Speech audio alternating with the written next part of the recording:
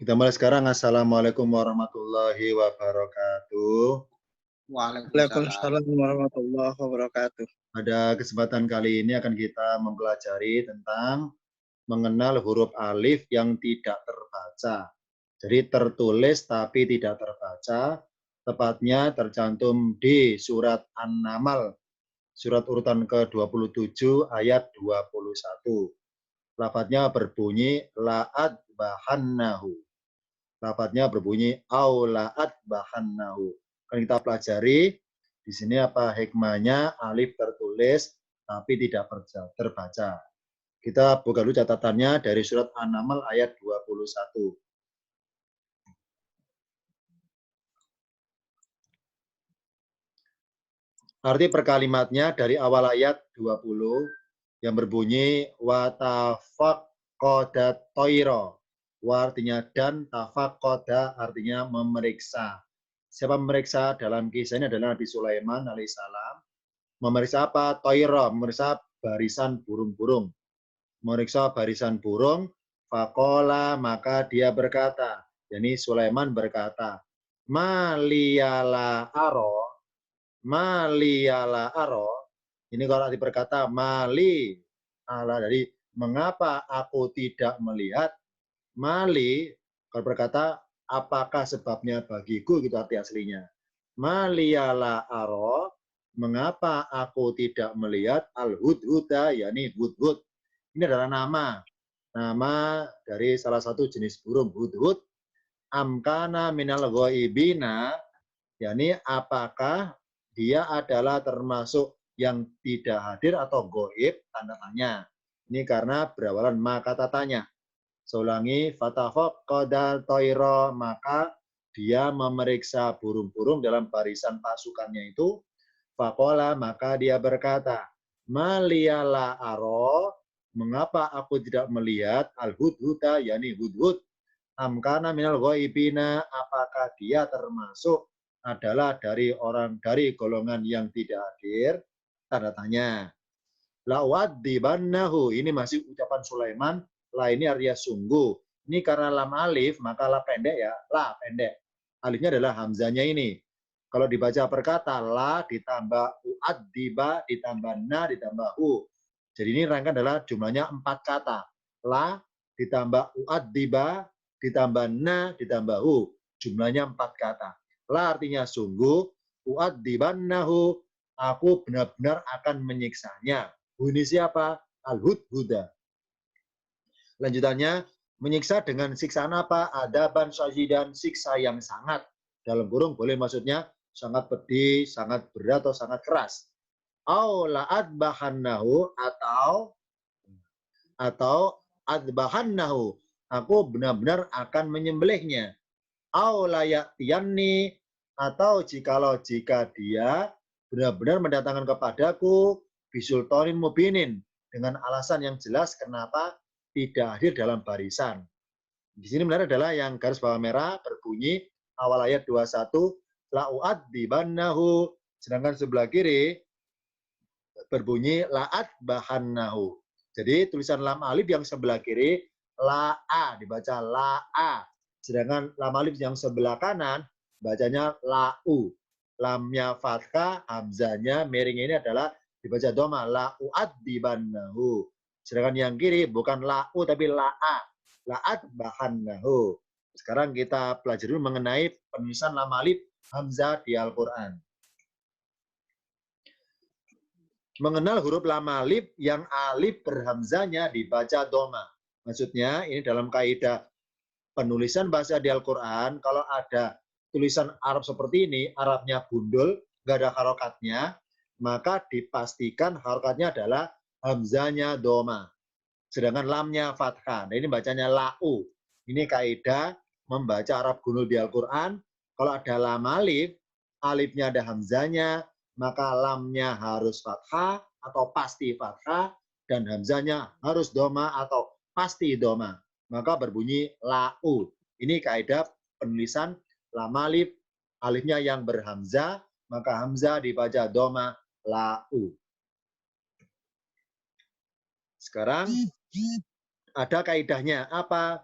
Dalam satu ayat ya, entah panjang pendek ayatnya, kalau terdiri dua lafadz yang kembar, ada dua lafadz yang kembar. Contohnya kembar bunyi apa? Bunyi hamzanya, yakni lam alif pada hamzanya, maka hamzanya sama-sama dibaca doma.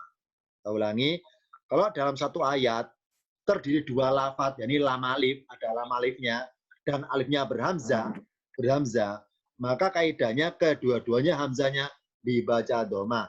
Contoh Ali Imran 195 berbunyi wala udkhilanna, lau lamnya fathah hamzah doma, la udkhilanna. Contoh lain tetap Ali Imran 195 la ukaffiranna, bacanya lau lamnya fathah hamzah doma, la ukaffiranna. La ukaffiranna. Contoh lain la udkhilanna, dari la kemudian la udkhilanna. Ini contoh di Ali Imran 195. Sedangkan di An-Nisa 119 berbunyi wala udillannahu. Jadi lau sama, ini kaidahnya. Lamnya fathah hamzah doma. Wala udillannahu. Kemudian contoh lagi wala umanniyannahu. Jadi kedua-duanya kalau nemu dalam istilahnya itu dalam satu ayat Al-Qur'an, satu ayat, kalau alifnya berhamzah, ingat ya, hamzah posisi di ujung alifnya, di ujung alif. Maka hamzah ibaratnya di atas alif. Tapi kalau kita lihat di layar, contohnya An-Nisa 119 yang baris kedua, pojok paling kanan, ada hamzah yang tengah-tengah antara lam alif. Maka hamzah dari baca panjang, wala amuronna. Karena hamzah panjang ada alifnya. Sedangkan yang saya maksud hamzah beralif adalah hamzah yang ada tepatnya di ujungnya alif. Contoh, ini di layar garis warna hijau, la udillannahu, lau hamzanya doma. Kemudian wala umanniyannahum, lau hamzanya doma. Contoh yang atas Ali Imran, la udkhilannahum, lau hamzanya doma. Kemudian lau kafironna, lau hamzanya doma. Jadi hamzah yang nempel di atas alif di ujungnya, berarti bermaksud bahwa hamzah bertengger di atas alif, cuma gara-gara alifnya disambung dengan lam, maka penulisannya alifnya jadi miring, bernama lam alif.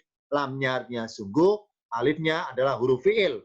Huruf untuk kata berikutnya berbunyi ukafironna, atau udkhilanna, atau udillannahum, atau umanniyannahum. Ini kaidah umum, bahwa kalau ada lam alif, alifnya berhamzah, maka dibaca bunyinya lau. Lamnya fathah, hamzanya doma. Ini kaidah umum. Berikutnya. Contoh lagi dalam satu ayat terdiri dua lafadz yang kembar. Ini apa? Lafadz lam alif yang alifnya berhamzah. Maka sama-sama dibaca doma. Contoh surat Al-Hijr 39. Misalnya lau zayyinanna, lau hamzah doma. Kemudian lau ghwiyannahum, wala ughwiyannahum, lau hamzanya doma. Contoh surat Asy-Syu'ara 49. La uqatti'anna, lau hamzanya doma. Contoh lagi la usallibannakum, lau hamzanya doma. Dari keempat ayat tadi contohnya, maka langsung kesimpulan. Apa kesimpulannya? Catatan berikutnya. Jika lafaz tersebut, yakni dalam tulisan Al-Quran yang tadi kita baca sama-sama, ditulis tanpa harokat, maka hamzanya dibaca doma. Contoh Ali Imran 195. Misalnya kita bayangkan tulisannya tanpa harokat seperti ini. Jadi lam alif berhamzah, kaf, fa, ro sama nun. Sebelah kirinya lam alif berhamzah, dal, kha, lam sama nin. Nun. Begitu pula yang lainnya An-Nisa 119. Tanpa harokat. Lam alif hamzah. Lam alif hamzanya, alifnya berhamzah. Al-Hijr 139. Lam alif alifnya berhamzah. Terus lam alif alifnya berhamzah. Dan yang terakhir contohnya Asy-Syu'ara 49. ada lam alif, alifnya berhamzah, dan terakhir ada lam alif, alifnya berhamzah. Maka tulisan alif atau tanda baca yang nggak ada di sini, atau Arab yang gundul ini, kalau bin harokati, maka yang pasti pertama kali adalah lamnya fathah, hamzah, doma. Ini yang pasti. Kenapa? Karena ada kaidahnya. Membaca lau semuanya. Contohnya, lau kafironna. Contoh sebelah atas. Lau dakhilanna. Kemudian, meskipun lanya nggak ada fathahnya, pasti fathah. Wala udillanna. Lau manniyanna. Contoh lagi. Lau zayyinan yanna. Lau gwiyanna. Kemudian contoh lagi, suara 49. Lau qatti'anna. Yang terakhir, lau sallibanna. Jadi semua lam alif berhamzah, hamzanya dibaca doma. Ini kaidah umumnya. Yani apa? Huruf lam alif yang ada hamzanya berbunyi lau. Lau tidak la'a tapi lau. Hamzanya harus dibaca doma. Ini kaidah umumnya. Jadi kaidah umumnya adalah jika lafaz, maksudnya kalau ada dalam satu ayat ada suatu kata yang ada lam alif, alifnya berhamzah, maka lafaz yang pertama yang kata sebelah kanan, hamzanya dibaca doma. Contoh di sini sebelah kanan doma. Sedangkan lafaz sebelah kiri yang sama-sama lam alif misalnya, maka alif atau hamzanya yang kedua sama dibaca doma. Oh, berarti bunyi lam alif kata yang sebelah kiri itu lam alifnya yang berhamzah sama dengan bunyi kata sebelumnya yang sama-sama berawalan lam alif, yang alifnya hamzah dibaca doma. Ini contoh sama-sama dibaca. Jadi bunyi lafaz yang sebelah kiri mengikuti bunyi lafaz sebelah kanan. Bunyi lafaz apanya? Yakni lam alifnya, hamzanya harus doma. Hamzah yang pertama sebelah kanan dibaca doma. Sedangkan hamzah yang kedua lafaz sebelah kiri juga sama dibaca doma. Contoh, kita bayangkan ini Arabnya gundul, nggak ada harokatnya. Bagaimana cara bacanya? Pertama kita terbantukan dalam kaidah. Yakni apa? Karena lafadznya berawalan lam alif pada hamzanya, maka dibaca lau. Ini membantu pertama kali, bunyi lau. Jadi baca lengkapnya lau adibanna. Maka lam alif yang kedua ini untuk kata berikutnya sama senada, dibaca lau, mengikuti bunyi lafaz yang sebelah kanan. Jadi lafaz yang ada huruf lam alifnya. Ini contoh lau dua-duanya. Kenapa yang kedua bunyi lau? Karena mengikuti sama atau disamakan dengan lau yang lafaz sebelah kanan. Ini kalau Arabnya gundul dan genip kita ingin membunyikan. Maka membunyikannya sudah terbantukan dengan ciri lam alif dalam lafaznya itu. Yakni kalau ada lam alif, alifnya berhamzah, maka hamzah dibaca dhamma. Ini kaidah umum. Berikutnya sekarang, jika hamzah yang kedua dibaca fathah, yakni tulisan lam alif, hamzahnya pengen baca fathah, maka ada tambahan, yakni apa? Maka harus ada huruf alif di sebelahnya, di sebelah kirinya. Contoh di sini. Jadi sebelah kanan, kata sebelah kanan ada lam alif berhamzah, maka dibaca lau, dibaca lau. Ya, contoh yang bawah dibaca lau. Sedangkan kata yang sebelah kiri yang sama-sama berwarna lam alif berhamzah, berhubung ada alifnya di sini, maka hamzanya tidak doma, tapi harus fathah. Kenapa? Ingat bahwa dalam kajian materi paket 7, apa? Kalau ada huruf di Al-Quran yang sebelahnya ada alif, maka hurufnya pasti fathah. Ini kaidahnya. Kalau sebelah kirinya ada wawu, maka huruf konsonannya doma. Kalau sebelah kirinya ketemu ya, maka huruf konsonannya kasro. Hamzah adalah huruf konsonan. Karena ketemu alif sebelah kiri, maka hamzah dibaca fathah. Kalau alif saya hapus, maka hamzah normal dibaca doma, dibaca lau. Berhubung ada alifnya, maka dibaca la'a. Ini contoh di sini, maka hamzah yang kedua, ya, tidak boleh disamakan bunyi dengan hamzah yang pertama yang berbunyi lau. Kenapa tidak boleh? Karena hamzah yang pertama ini enggak ada isyarat bantuan huruf alif untuk merubahnya hamzah dari doma menjadi alif, menjadi fathah. Sedangkan kata yang sebelah kiri, kata yang kedua, ternyata ada lam alif berhamzah, terbantukan pakai alif sebelah kiri. Berarti sebagai syarat bahwa hamzanya tidak doma sebagaimana mestinya, tapi dirubah menjadi fathah karena terbantukan ada alifnya. Ini contohnya.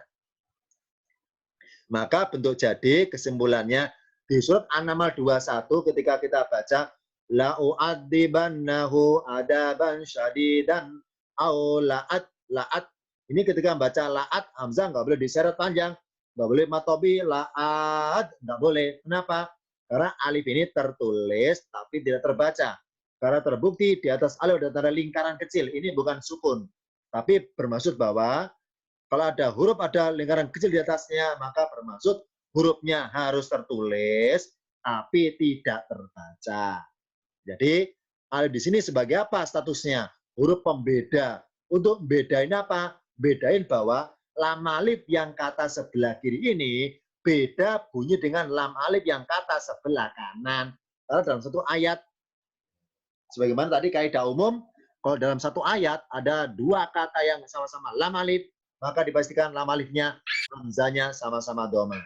Jadi kesimpulan singkatnya, huruf alif yang tidak terbaca di lafadz la'at bahannahu berfungsi sebagai pembeda. Untuk bedain apa? Bedain huruf hamzanya. Harus dibaca fathah, tidak dibaca doma sebagaimana kaidah umumnya. Nih, ini secara kaidah baca alif sebagai huruf pembeda. Sedangkan untuk kaidah pemahaman amalan ayatnya, ya ini apa? Sulaiman bilang, aula'at bahannahu, atau sungguh aku benar-benar akan menyembelihnya. Akan menyembelihnya. Maksudnya apa? Sulaiman bilang bahwa nanti Hudhud ketika datang terlambat akan saya tanyai. Kalau alasannya bisultanin mubinin, alasannya nggak jelas, nggak terang, maka aku akan membunuhnya dengan cara aku menyembelihnya. Di sini, jadi secara amalan praktek lafadz fiilnya atau perbuatan Sulaiman, alif sebagai huruf pembatas. Tapi dari segi ilmu bacaan Qur'annya, alif sebagai huruf pembeda. Bedain hamzah, bahwa hamzah di sini lam alif, hamzah beda dengan hamzah yang lam alif sebelah kanan. Kalau hamzah sebelah kanan lafadznya la'u, sedangkan lam alif hamzah yang sebelah kiri lafadznya berbunyi la'a. Maka alif ini ganda statusnya. Yang pertama, dari segi ilmu baca qiraat, alif sebagai pembeda untuk hamzah bunyinya fathah. Yang kedua, alif sebagai huruf pembatas. Maksudnya apa? Membatasi Sulaiman agar jangan sampai benar-benar akan menyembelih Hudhud. Kenapa? Karena Allah berikan ibaratnya keahlian atau ketakdiran kepada Hudhud bahwa nanti dia kembali ke Sulaiman punya alasan jelas kenapa terlambatnya itu. Kenapa? Karena di Al-Quran ketika ada fi'il mudhari kata kerja bentuk sedang, kalau diikuti nun taukid maka bermaksud perbuatan yang pasti akan dia perbuat. Pasti akan berbuat. Contohnya ini, lau'adzibannahu, sungguh aku benar-benar akan menyiksanya. Kemudian la'at bahannahu, sungguh aku benar-benar akan menyembelihnya. Nah, karena nun taukidnya, nun mengerti pernyataan, maka kata adbahanna ini persentase pastinya adalah 99%. Berhubung ada alifnya, maka masih ibaratnya belum pasti. Sulaiman menyembelihnya, belum pasti. Kenapa? Karena Allah takdirkan terlambatnya Hud adalah membawa berita bagi Sulaiman. Ini kesimpulan singkat dari ayat di atas. Kenapa ada alifnya sebelah kiri hamzah? Jawabannya adalah alif tertulis tapi tidak terbaca. Fungsinya apa tertulis? Untuk pembeda bahwa hamzah ini adalah dibaca doma. Ingat bahwa Al-Quran pertama kali tertulis dalam kondisi kerangka saja. Yani apa? Huruf saja, tidak ada tanda bacanya. Tidak ada harokatnya. Maka untuk membantu para sahabat bahwa berbunyi la'a la'u dengan ada alifnya, maka terbantukan di sini. Bahwa bacanya berbunyi la'a. Karena Rasul bacanya la'a, maka diberilah alif di sini sebagai pertanda bahwa hamzanya dibaca a, tidak dibaca o. Kalau dalam kaidah bahasa Arab, lam alif hamzah harus la'u. Berhubung ini Al-Quran ada satu kata, dan memang satu-satunya kata di Al-Quran tulisan la'a. Biasanya harus dibaca la'u. Kenapa dirubah la'a? Karena ketambahan huruf alif yang sebelah kiri. Jadi satu-satunya lafadz di Al-Quran yang tulisan lam alif, hamzanya ada di atas alif atau di ujung, yang harusnya dibaca la'u, tapi dibaca la'a, adanya di surat An-Naml 21, dengan pertanda bahwa sebelah kiri hamzah ada alifnya. Dari alif sebagai pembeda, bahwa la'a, maksudnya tulisan la'u, tidak dibaca mestinya, tapi dibaca la'a sebagaimana khusus dalam ayat ini saja.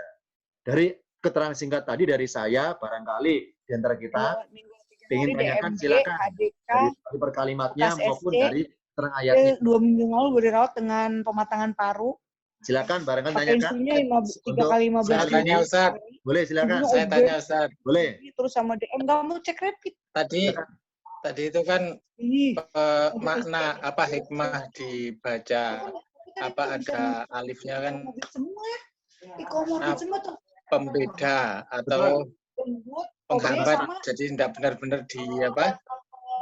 benar-benar disiksa gitu ya, tidak benar-benar dilakukan. Betul. Nah, tapi kata la u'adzibanna itu berarti kan benar-benar kalau memang hikmahnya seperti itu, kenapa yang u'adzibannanya itu kok nggak dipasang alif, kan tidak benar-benar disiksa itu. Oh gitu. Ingat ya, ingat catatan. Yang merasa ikut kajian materi paket berapa ya? Paket 6, paket 6 ini. Paket 6. Ingat bahwa kata kerja di Al-Quran, tepatnya fi'il mudhari, ya, kata kerja bentuk sedang, itu kalau fi'il mudhari'nya berawalan doma lah ya, doma, maka dipastikan fi'ilnya jumlahnya. Tapi kan nggak begitu ya. Kasihan. Jadi saya ulangi. Jadi kalau ada kata kerja di Al-Quran, kata kerja kan namanya fi'il, ya. Kalau fi'ilnya mudhari, apa mudhari cirinya? Depannya anita, alif nun ya ta. Ya. Contohnya yuk minuna, beriman, yuk siduna, buat kerusakan, apalagi banyak lah pokoknya banyak. Nah ya. Nah, kalau ada fi'il mudhari yang depannya doma loh ya doma. Kita bicara yang kata kerja aktif, bukan yang pasif, yang aktif. Awalan ma atau awalan ber. Yang doma, maka bacanya adalah depannya doma. Kalau doma, maka fiilnya dipastikan jumlahnya 4 huruf. Contoh di sini, apa sebenarnya? U'adzibanna 4 huruf. Hamzah, ain, dal, ba 4 huruf. Sedangkan sebelah kiri hanya 3 huruf. Apa? Dabaha yadbahu. Yadbahu kalau dia, kalau aku atbahu. Alif berhamzah, dal, ba sama ha. Nah, karena sulasiyun, apa sulasi 3 huruf, supaya enggak dianggap 4 huruf, maka dikasih alif di sini. Kenapa? Kalau alif dihapus, maka dikhawatirkan dibaca laut bihanna. Ut bihanna atbaha yudbihu. Wazannya af'ala yuf'ilu. Jadi kalau enggak ada alifnya, maka dianggap 4 huruf. Ut bihanna. Nah, apa artinya kalau 4 huruf? Ut bihanna. Aku akan berencana, ya. Aku akan berencana menyembelihnya. Kenapa? Karena fi'il di Al-Quran, kalau 4 huruf bermaksud muta'addi, butuh objek. Butuh objek. Aku akan berencana menyembelihnya. Jadi kalau berbunyi la'u, alifnya kita hapus, la'u, maka memang ada niatan bahwa Sulaiman akan menyembelihnya. Ya, akan menyembelihnya. Ini kalau la'u. Nah, karena ada alifnya, maka fi'ilnya bukan la'u, tapi la'a. Nah, karena la'a berarti tidak rubai, tidak 4 huruf, tapi 3 huruf, sulasi. Apa? Dal, ba, sama ha. Dabaha yadbahu. Apa yadbahu? Sama menyembelih. Bedanya kalau udbihanna itu dari awal ada rencana menyembelih. Tapi kalau fi'ilnya sulasi, adbahu, bermaksud bahwa nanti kalau hud ternyata kembali ke saya itu alasannya tidak jelas, maka sebagai akibat hukumannya berupa aku menyembelihnya. Jadi menyembelih adalah sebagai Sulaiman menyembelih Hud adalah sebagai hukuman bagi Hud gara-gara terlambat atau gara-gara membawa alasan yang nggak jelas. Kenapa terlambat itu? Jadi mengenai hukum menyembelih bukan suatu rencana, tapi sebagai sebagai buatan akibat hukuman bagi hud nanti kalau terlambat datangnya. Jadi kesimpulannya adalah kenapa yang sebelah kanan kok nggak ada alifnya? Jawabannya adalah supaya tetap berwujud fi'il rubai yang 4 huruf. Sedangkan sebelah kiri fi'il sulasi yang 3 huruf. Ingat bahwa bedanya sulasi 3 huruf dan rubai 4 huruf adalah kalau fi'il rubai 4 huruf yakni perbuatan yang butuh objek. Yang butuh objek. Nah, sedangkan di sini yang adbahanahu, kenapa kok tidak Allah buat 4 huruf? Jawabannya adalah kalau 4 huruf maka berkesan bahwa semenjak awal meskipun nggak ada kejadian terlambat apa tidak itu hud-hud, tetap cuma berencanakan menyembelih hud-hud. Udah berencana itu. Karena rubah itu apa? Ada niatan dari awal, kesengajaan berbuat, ada rencana berbuat dari awal untuk menyembelihnya. Itu kalau rubai. Berhubung dirubah menjadi sulasi, maka maksud bahwa Sulaiman nggak ada niatan menyembelihnya. Menyembelih adalah berupa hukuman. Hukuman bagi hud-hud nanti kalau sultaninnya nggak mubinun, alasannya nggak jelas, nggak terlambat. Maka hukumannya berupa disembelih. Tapi mengenai niatan menyembelih bukan semenjak awal, bukan. Ini sebagai pikiran Sulaiman spontan dan memberikan hukuman bagi hud-hud. Tapi kalau mengenai wa'adibanna dari awal, kenapa? Karena rubai. Maksudnya apa? Kalau hud-hud itu ternyata terlambat, maka aku siksa. Nah, mengenai bagaimana bentuk siksaannya, nah, pikiran spontan keluar adalah menyembelih, bukan memukuli, bukan membanting-banting hud, tapi menyembelih. Maka karena spontannya itulah dibuat fi'il yang sulasi atau jumlah 3 huruf. Itu bedanya. Jadi, kalau alifnya dua-duanya kanan kiri, maka dibaca laat. Kita jadi terakhir seminggu lalu ya, udah seminggu, tapi udah berubah. Ini contohnya. Jadi satu-satunya ayat di Al-Quran yang tulisan lam alif, hamzanya dibaca laat, adanya adalah di sini. Jadi fi'il atau perbuatan yang ada nun taukidnya. Apa nun itu? Menguatkan pernyataan benar-benar. Wala'at bahanna. Dan sungguh aku benar-benar akan menyembelihnya. Tadi sebelah kanan kan berbunyi lau'at dibanna. Sungguh aku benar-benar akan menyiksanya. Nah, siksaan apa kemasannya? Baru dalam kurung adalah dengan cara menyembelihnya. Ini contohnya. Kalau nyiksanya sudah rencana. Tapi mengenai nyembelih panda ini sifatnya spontan dalam pikiran. Jadi itu belum jadi ini ya. Terlambatnya Dok, nggak boleh masuk ruang rawat kalau belum rapid. Giliran dokter kasih dokter Bahar. Dalam apa? Kalau dokter Bahar boleh sendiri dok. Kalian silakan barangkali tanyakan. Yang lain? Gini, Kalau enggak saya bertanya. Ya, Pak Ustadz, silakan. Kalau enggak saya bertanya. Ya. Silakan. Ya. Nah, kalau terus bertanya. Itu selalu Ustaz tanya. Ustaz. Boleh. Silakan. Itu selalu hamzah itu selalu bergandengan dengan non tauhidnya ya pasti ya. Pasti bisa dipastikan ya. Tuh, bukan. Gini maksud saya itu. Ingat bahwa kata kerja di Al-Qur'an yang jumlahnya 4 huruf. Masih ingat yang merasa kajian paket 6, paket 5 tahu ini. Wazannya fi'il yang 4 huruf adalah wazannya ya af'ala yuf'ilu. Ada hamzanya awalnya. Af'ala yuf'ilu. Yang kedua, fa-nya double. Fa'ala yuf'ilu. Enggak ada hamzanya tapi. Yang ketiga, fa-nya panjang. Fa'ala yufa'ilu. Nah, langsung kesimpulan apa? Kalau ada fi'il kata kerja di Al-Qur'an yang awalannya hamzah beralif loh ya adanya. Hamzah beralif, fi'il madi loh ya, fi'il madi. Maka dibaca adalah rubai 4 huruf. Rubai 4 huruf. Iya. Yang doma itu ya. Ya, doma. Kalau mudhari kan doma. Kalau madi kan fathah. Af'ala. Tanyakan silakan sementara terakhir untuk materi ini. Bentar ya, saya buka dulu nih. Kok speakernya enggak? Ada yang terbuka, ada yang tertutup.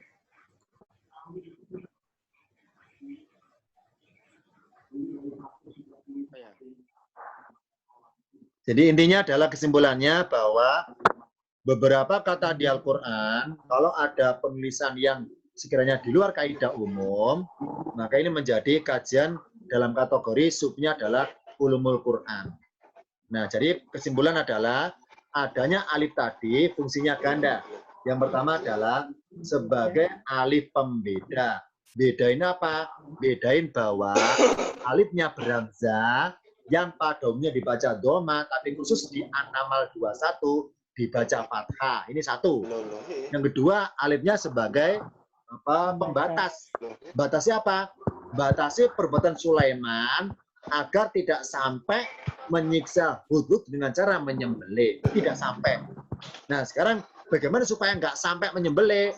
Maka Allah buat kejadian Hud pulang ke Sulaiman membawa kabar yang sultanin mubin, yang asal yang jelas, tidak buat-buat, tidak asal yang benar. Jadi punya alasan mendasar kenapa terlambatnya itu.